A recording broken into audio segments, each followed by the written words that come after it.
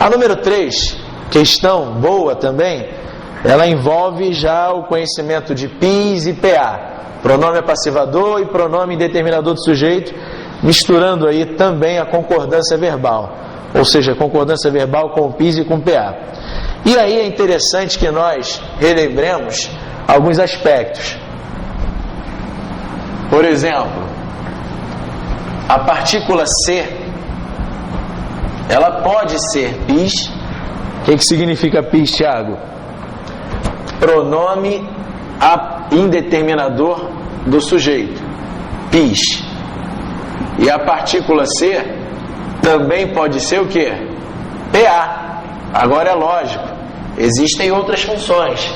Aqui nós estamos presos a duas apenas, PIS e PA, pronome indeterminador do sujeito e pronome apassivador. Bom, qual é o parâmetro para eu saber se a partícula C vai ser um PIS, vai ser um PA? Vamos lá, relembrando de forma bem objetiva.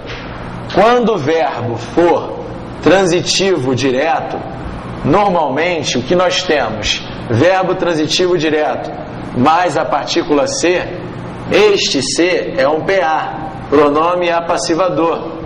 É uma visão tradicional da língua portuguesa.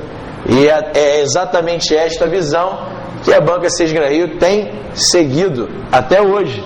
Verbo transitivo direto mais a partícula C, este C aqui é um PA, pronome apassivador. Então, quando eu escrevo, por exemplo, vende-se casa, um exemplo aqui clássico, vende-se casa, observe comigo, quem vende, vende alguma coisa no contexto, sim ou não? É ou não é? Então o verbo vender é verbo transitivo direto, mais a partícula C, este C é o que? PIS ou PA? PA, está aqui, ó, verbo transitivo direto, mas o C é PA. Então este C que nós estamos vendo aqui é um PA, pronome apassivador. E o que vem depois é o... Vale? Não, o que vem depois é o sujeito. Tiago, por que não é objeto direto se o verbo é transitivo direto? Primeiro vamos definir alguma coisa aqui, vamos definir alguns aspectos. Como é que é o nome mesmo da sigla? O que significa a sigla PA? Pronome apassivador. Se é pronome apassivador é porque a voz é ativa ou passiva? Passiva. Coloque na cabeça de vocês, não existe objeto direto na voz passiva, porque você pega o objeto direto da voz ativa e transforma em sujeito na passiva. Então aquilo que você imaginar a ser um objeto direto é nada mais, nada menos do que o sujeito, por conta daquela regrinha que nós aprendemos lá na escola. Quando eu escrevo, por exemplo, João comeu uma maçã, quem é o sujeito? João.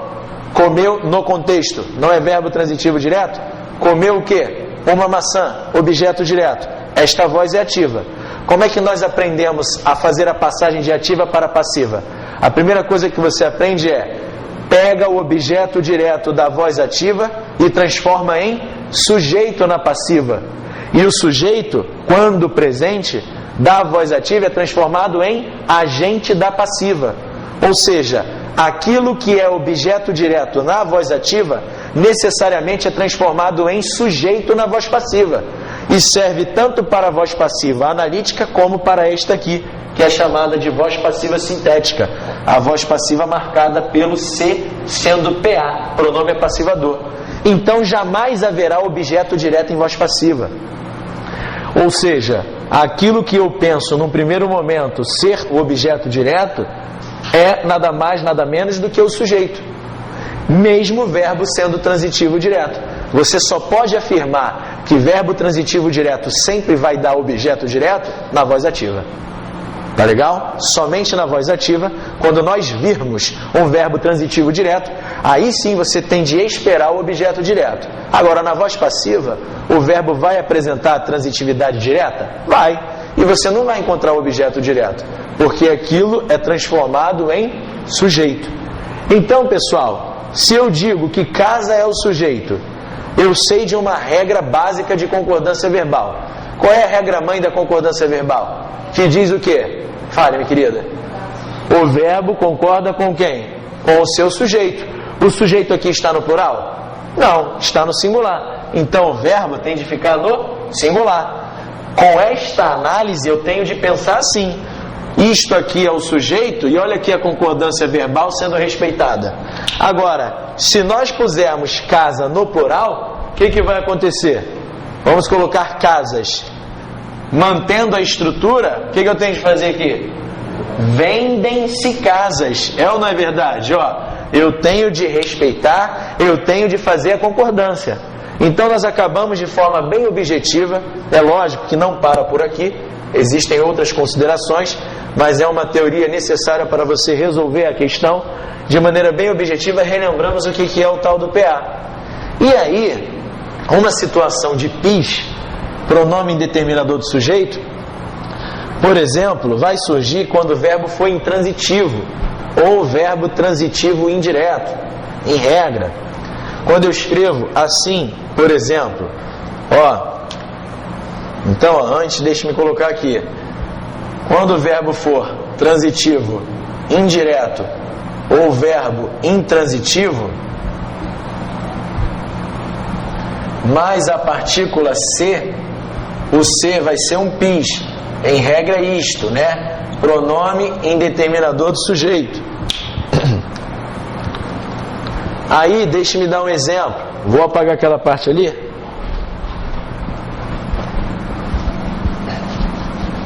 Agora é o PIS, pronome indeterminador do sujeito.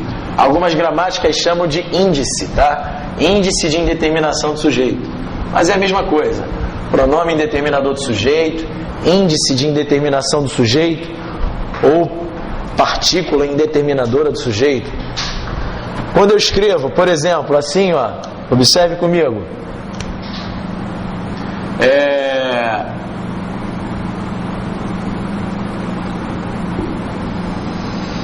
Necessita-se de carinho.